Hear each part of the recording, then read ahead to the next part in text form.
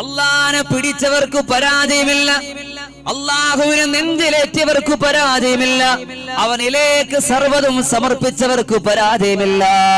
ഇബ്രാഹിം നബിയുടെ ചരിത്രം നമുക്കുള്ള ഓർമ്മപ്പെടുത്തലാണ്. ആളിപ്പടരുന്ന തീക്കുണ്ടാരത്തിന്റെ അകത്തളത്തിലേക്ക് ഒരു മനുഷ്യനെ വലിച്ചെറിയുകയാണ്.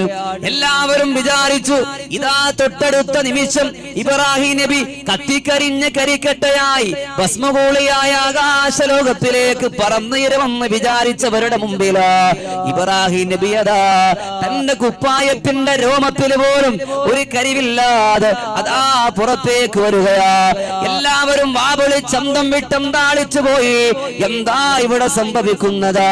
അല്ലാഹു തആല തീയോട് പറയുകയാ, ഖുൽ യാ നാറു കൂനി ബർദൻ വസലാമൻ അലാ ഇബ്രാഹിം. തൊട്ടുപോകല്ലേ